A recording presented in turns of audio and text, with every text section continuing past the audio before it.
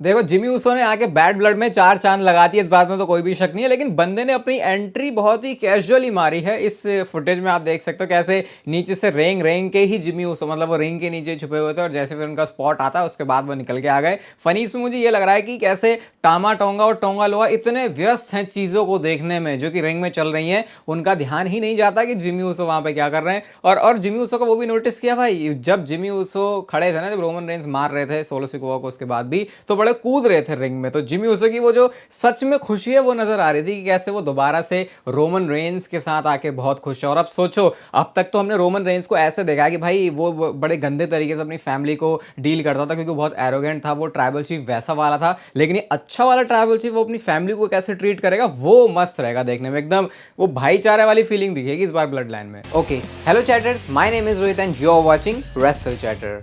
Welcome है guys आपका voice of wrestling के एपिसोड नंबर 523 में। अभी जस्ट मैं पॉडकास्ट करके हटाऊं और भाई रोमन रेंस, आपका दिमाग फट जाएगा भाई ये सुन के, रोमन रेंस और रॉक की इस वाली स्टोरी लाइन में कैसे पॉलिटिकल पावर का यूज रॉक करने वाले हैं। पहले खुद रोमन रेंस को वो मैच दिलवाएंगे कोडी रोड्स के साथ अनडिस्प्यूटेड चैंपियनशिप के लिए, लेकिन सिर्फ अपने फायदे के लिए। भाई सही बता रहा हूँ, जितना डब्ल्यूडब्ल्यूई में समय मामला जबरदस्त चल रहा है ना, कुछ अलग ही लेवल है। लिंक आपको पहला ही मिल जाएगा उसका डिस्क्रिप्शन में। और चलो आज क्योंकि इतना बढ़िया चल रहा है तो आप उस पॉडकास्ट में ना आपको एक पोल भी दिखेगा, उसमें आप पोल पे अपना वोट देके बस मुझे इंस्टाग्राम पे डीएम स्क्रीनशॉट कर देना किसी एक लकी बंदे को इस खुशी के अवसर पर, क्योंकि डब्ल्यूडब्ल्यूई में इतना कुछ चल रहा है तो स्पॉटिफाई का जो सब्सक्रिप्शन है मेरी तरफ से फ्री मिल जाएगा। तो लिंक डिस्क्रिप्शन में पहला ही रहता है, फिर इस वीडियो के एंड में आपको बटन दिख जाएगा, आप लोग वहां से जाके पॉडकास्ट सुन सकते हो। अब भाई देखो, कल बैड ब्लड खत्म होने के बाद मैंने आपको बताया ही था कि कोडी रोड्स और केविन ओवंस ये बंदे लड़ के गए। केविन ओवंस ने जाके कोडी रोड्स को मार दिया।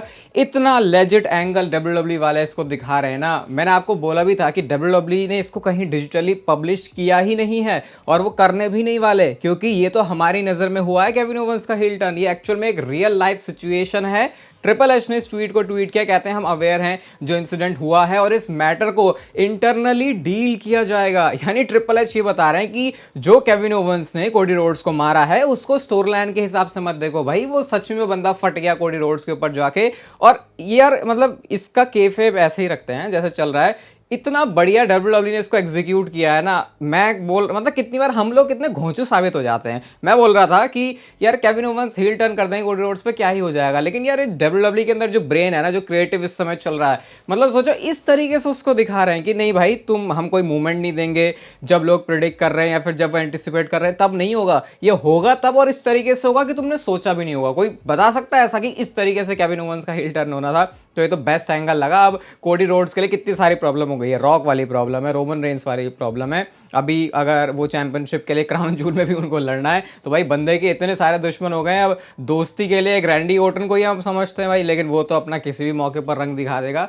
और किसी एक बंदे ने ट्विटर पे लेजिट सही में सवाल पूछा रैंडी ओटन से, तुमको पता चल रहा है ना कि क्या हो रहा है, तुम्हारे भाई बंधु कैसे पार्किंग लॉट में जाके लड़ रही। बड़ा ही मस्त वे में पूछा इस बंदे ने। और रैंडी ओटन को भी ये इतना सार्कास्टिक बोले ऐसे या ह्यूमरस वे में जो भी उन्होंने लिखा बड़ा मस्त लगा। ये जो उन्होंने डीएम किया था वो भी ताली बजा के हंस रहा है कि भाई वाह लिखा क्या है बंदे ने। तो रैंडी ओटन से पूछ लो, लेकिन फिलहाल रैंडी ओटन का तो उस पर इतना ही रिएक्शन है कि बस हंस लिया वो जो किया इन्होंने। पूरे साल भर ड्रू मैकिंटायर और सीएम पंक की फ्यूड की हमने तारीफें करी हैं, तो मैच खत्म होने के बाद तारीफें ना करें ऐसा कैसे हो सकता है। तो केज मैच जिसको माना जाता है भाई इसकी रेटिंग मिल जाए तो बढ़िया हो जाए, तो इस मैच को 9.37 के साथ रेट किया गया है, जो कि नंबर 1 बेस्ट मैच है 2024 का। और ओवरऑल भी अगर आप डब्ल्यूडब्ल्यूई के बेस्ट मैचेस की बात करते हो तो इसे नंबर मतलब 22वें स्पॉट पे रखा गया है। तो ये जो केज मैच है ये ऐसा टिपिकल जो एक रेसलिंग टाइप मैच होता है उस हिसाब से रेट करता है। और कंसिडरिंग कि इस मैच में कोई एक क्लासिक रेसलिंग वाला फील नहीं था, इसमें यही था कि भाई दोनों बंदे कितना पर्सनल है, उस हिसाब से नंबर्स तो कमाल के आए हैं और 2024 का तो बेस्ट मैच इसको बोल दिया गया है। इसके साथ साथ ड्रू मैकिंटायर के बारे में कल मैंने आपको बताया था कि बंदे को जो है टांके लगे हुए हैं।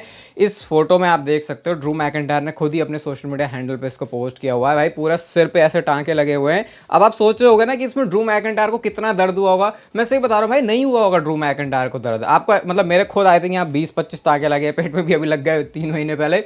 तो मतलब ये वो टाँके अलग हैं, मतलब वो तरीका थोड़ा अलग है भाई। जब बंदे के अंदर ऐसा होता है ना, दिमाग में घुसा होता है और मुझे ये करना है भाई, वो चीज़ें ही ब्लड फ्लो ही पूरी बॉडी में इतना तेज होता है कि उस पॉइंट पे समझ में भी नहीं आता कि क्या हो रहा है, पूरी बॉडी में ही झंझनाहट होती है। जैसे कभी जैसे इसे ऐसे मान लो आपकी, आप कहीं खेलने गए और आपको चोट लग गई, तब नहीं फील होती, वो हल्की सी मोच आई होगी, अगले दिन उठ के पता चलता है। थोड़ा थोड़ा आप जिम वाली फीलिंग भी कह सकते हो कि जब जिम में कर दिया ना वर्कआउट, फिर उसके 2-3 दिन बाद पता चलता है कि भाई क्या हो गया। तो ये चीज़ मतलब ड्रू मैक भाई, इनको तुम ऐसा समझा ही मत करो, ये मतलब कहते हैं ना, हाँ पैसा तो कमा रहा है बंदा और क्या, लेकिन पैसे के लिए भी बंदा इतना कैसे जा सकता है भाई, ये तो मेरे समझ के परे ही रहेगा हमेशा। और इसलिए हर एक प्रोफेशनल रेसलर की मैं तो भाई रिस्पेक्ट करता हूँ, चाहे वो अच्छा बुरा कैसा भी है। स्टोरी लाइन के हिसाब से क्रिटिसिज्म मिल सकता है, लेकिन एज एक गुड ह्यूमन मेरे ख्याल से हम इतना अगर एंटरटेन होते हैं प्रोडक्ट से, तो रिस्पेक्ट हमेशा ही करनी चाहिए। WWE ने इसकी पूरी वीडियो ही पोस्ट करी, उसमें क्या है, वो टावल लेके ऐसे करके वो लगा रहे हैं और उनका ब्लड निकल रहा है। एफ बॉम्ब भी बहुत बार ड्रू मैकिंटायर ड्रॉप कर रहे हैं, आप उनसे पूछने कैसा लग रहा है, कैसा लग रहा है, ड्रू मैकिंटायर तो गुस्से में ही थे। बट अब मुझे पता है सवाल आपका यही है कि ड्रू मैकिंटायर का अब आगे क्या है, वो नेक्स्ट क्या कर रहे हैं। तो बोलूंगा कुछ नहीं, अपना ही ट्वीट में आपको दिखाऊंगा। ये ड्रू मैकिंटायर टेलीविजन से ऑफ रहेंगे पूरे साल तक, और उसके बाद सीधा उनकी एंट्री होगी 1 फरवरी 2025 को, जो कि होगा रॉयल रंबल मैच। इमेजिन कर सकते हो, ऑलरेडी एक हील कैरेक्टर होने के बावजूद भी इतना सपोर्ट ड्रू मैकिंटायर को मिला है, तो जब उनकी वापसी होगी तो WWE कितना बढ़िया उसको कैपिटलाइज कर सकती है। और वैसे भी ड्रू मैकिंटायर को अब स्टोरी लाइन रीजंस की वजह से नहीं, बल्कि खुद भी एक ब्रेक लेने की जरूरत है भाई। सिर पे इतने टांके टूके लगे हुए हैं, तो उसको हील होने में रिकवर, बड़ा है ना काफी, अगर छोटा होता है 1-2 का तो समझ में आता, लेकिन जब बड़ा हो जाता थोड़ा सा घाव, तो फिर उसको टाइम लगता है। तो शायद WWE फिर सोचेगी कि अब रॉयल रंबल में उनको लेके आते हैं। मेरे ख्याल से इसमें कुछ बुरा भी नहीं, एक ब्रेक तो ड्रू मैकिंटायर डिजर्व करते ही हैं। अगर मैं आपसे ये बोलूं कि गोल्डबर्ग के रिटर्न के आगे रॉक का रिटर्न फीका पड़ गया है, तो आप इसको किस तरीके से लेने वाले हो? क्योंकि WWE के यूट्यूब चैनल पर जो नंबर्स हैं वो तो कुछ ऐसी ही कहानी बयां करते हैं। यहाँ पे आप कंपैरिजन ही देख सकते हो, इंडिया में अवेलेबल नहीं होती भाई ये, तो इसे इंडिया के हिसाब से मत करना कि रॉक को इतने, या ये पूरे ग्लोबली, मतलब जहाँ मतलब इंडिया में तो नहीं है, इंडिया का स्टेटस में कुछ भी इन्वॉल्व नहीं है। यहाँ पे आप देख सकते हो रॉक से जो ज़्यादा नंबर्स हैं वो गोल्डबर्ग के आए हुए हैं। और भाई ये मुझे लोग बाहर वाले स्पेशली ये इतने बेवकूफ़ होते हैं ना, इनके हिसाब से भाई वैसे तो गोल्डबर्ग, अरे गोल्डबर्ग की इस वीडियो पे आप देखना डिसलाइक विसलाइक सब पड़े होंगे इसमें, लेकिन वैसे जब कोई चीज़ होगी तो उनको इंटरेस्ट भी उसमें लेना है। एक बोल रहे हैं कि गोल्डबर्ग को अब क्यों आके लड़वा रहा है, भाई WWE को पैसे कमाने हैं, उससे वो करेंगे। और मुझे तो पर्सनली, मैं तो भाई मैं इतना स्मार्ट फैन तो नहीं होना चाहता भाई कि मेरे को हर चीज़ में ही उंगली होने लग जाएगी, ये क्यों हो रहा है, वो क्यों हो रहा है, ऐसा वैसा। गोल्डबर्ग के ज़्यादा नंबर्स आ रहे हैं, तो ये चीज़ क्लियर है, WWE अब इसमें इन्वेस्ट करने वाली, और ये कंफर्म है कि अब उनको वो लेके आए हैं, तो उनके एक मैच बनाने का भी प्लान होगा। और ये चीज़ सुन के अब दिमाग आपका ज़रूर चकरा सकता है, और इसके ऊपर आप थोड़े से अपना एक्सपर्ट ओपिनियन दे सकते हो, क्योंकि ओपिनियन भी देने चाहिए, चाहे वो ज़्यादा एक्सट्रीम वे में क्यों ना हो। देखो मैं खुद ही कॉन्ट्राडिक्ट कर रहा हूँ अपनी बात है। तो सीन कुछ ऐसा है कि गोल्डबर्ग और गुंथर का match crown joule premium live event में। अब आप लोग सोचोगे ऐसा कैसे, गोल्डबर्ग के सॉरी गुंथर के पास तो चैंपियनशिप है, तो ट्रिपल एच ने तो बोला कि जो चैंपियन है रॉ का वो स्मैकडाउन के चैंपियन के अगेंस्ट जाएगा, मतलब जो चैंपियंस हैं मेन वाले वो लड़ेंगे।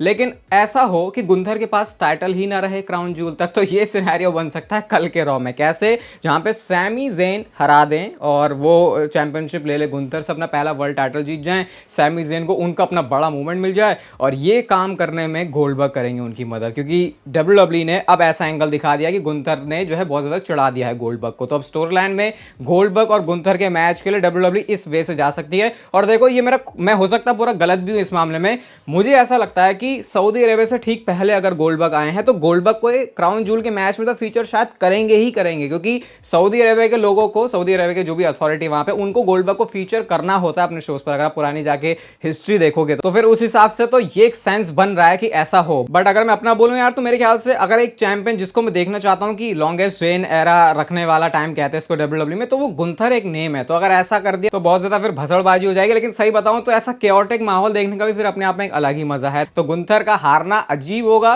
बट अगेन गोल्डबर्ग और गुंथर का मैच जो कि केओटिक माहौल क्रिएट कर सकता है, और ऊपर से फिर सैमी ज़ेन के पास भी वर्ल्ड टाइटल आ जाएगा, और उस बंदे की तो अपनी अलग ही एक हीरो वाली स्टोरी चलती है। वैसे कल रॉ में ये सारी चीजें क्लियर हो जाएंगी कि क्या WWE प्लान कर रही है गोल्डबर्ग के लिए, गुंथर के लिए भी और सैमी ज़ेन के लिए भी। यार पता नहीं मैं ये क्यों दिखा रहा हूँ, मुझे फनी लगा तो मैंने सोचा यार मेरे को मजा आया किसी चीज को देखने में, तो आपको भी दिखा देता हूँ। ये वीडियो है रोमन रेंज की, जहाँ पे रोमन रेंज कर रहे हैं, हम अच्छे से समझ जाएंगे लोग क्या कर रहे हैं। और भाई क्या बंदे ने कैप्शन लगाया है इसके ऊपर, द ट्राइबल एडजस्टमेंट। यार मतलब बस कुछ बोलूंगा नहीं, इतना ही दिखाना था यार। कोडी रोड्स की बीवी काम तो ऐसा कर रही है जो शायद कोडी रोड्स देख के इतना खुश तो नहीं होगा। कोडी रोड्स के मैच में, रोमन रेंस के टैग टीम मैच में, रोमन रेंस की एंट्रेंस के टाइम पे कोडी रोड्स की वाइफ ब्रांडी ने इस फोटो को पोस्ट किया हुआ है जो एंट्रेंस हो रही है उनकी, और साथ में उन्होंने ये एक्नॉलेज करने वाला जो साइन है वो किया हुआ है। अब देखो भाई, अजीब ऑब्वियसली है ये थोड़ा सा, क्योंकि रोमन और कोडी बहुत तगड़े वाले दुश्मन हैं, बट अगेन इतना भी चीज़ों को मतलब लाइट वे में ही लेना चाहिए, ये तो मैं ही कह रहा हूँ। बट हाँ, थोड़ा है कि भाई कोडी रोड्स अगर देख रहे हैं तो भाई क्या कर रही है, तो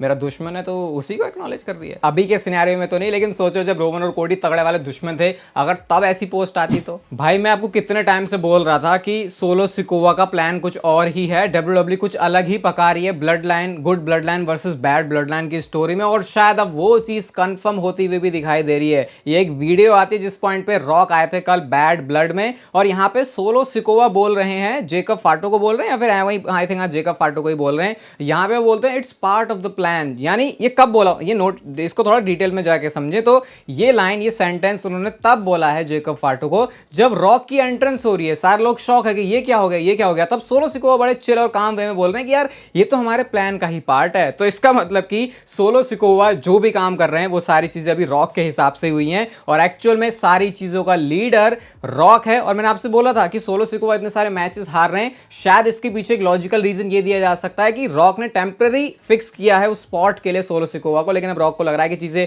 उनसे तो हैंडल नहीं हो रही, तो वो खुद ही निकल के आ रहे हैं। तो इसका मतलब कि एक good blood line Roman Reigns वाली ओजी ब्लड लाइन फॉर्म होगी, और जो बैड ब्लड लाइन है उसका लीडर सोलो सिकोवा नहीं, उसका जो फाइनल लीडर है, जो फाइनल बॉस है वो द रॉक होने वाला है। कितने सारे अलग अलग एंगल इसमें इस समय स्टोरी लाइन के हैं। आज चैनल पर दूसरी वीडियो भी आने वाली है शाम को, तो उसके लिए भी आप लोग बिल्कुल स्टे ट्यून रहना। लेकिन देखो भाई, कितने अलग अलग तरीके से डब्ल्यूडब्ल्यूई स्टोरी लाइन को आगे लेके जा सकती है। मेरे ख्याल से जितने अच्छे क्रिएटिव दिमाग, जितने अच्छे क्रिएटिव जीनियस हैं, ये स्टोरी लाइन तो हमको कभी भी डिसअपॉइंट नहीं करने वाली है। और कल वाली वीडियो में मैंने आपको बताया था कि डब्ल्यूडब्ल्यू ने अपने यूट्यूब चैनल पे जो वीडियो पोस्ट करी है वहां पे उन्होंने स्टेयर डाउन वाली बात सिर्फ रोमन रेंस के लिए लिखी है, लेकिन यहाँ पे डब्ल्यूडब्ल्यू ने अब कुछ चेंजेस कर दिए हैं। उन्होंने रोमन रेंस का नेम हटा के वहां पे सबको स्टेयर डाउन किया, ऐसा करके लिख दिया कि ताकि ये ना लगे कि वो चीज़ सिर्फ रोमन रेंस के लिए है, या तो डब्ल्यूडब्ल्यू ने नोटिस किया, लोगों ने तो ऑलरेडी इसके बारे में बात करना शुरू किया। तो चलो अब इसको ऑब्वियस कर देते हैं कि रॉक सबको आके देख रहे थे, ना कि सिर्फ रोमन रेंस को, ताकि हर एक स्टोरी लाइन के लिए वो अपने जो डोर्स हैं उसको ओपन रख सके।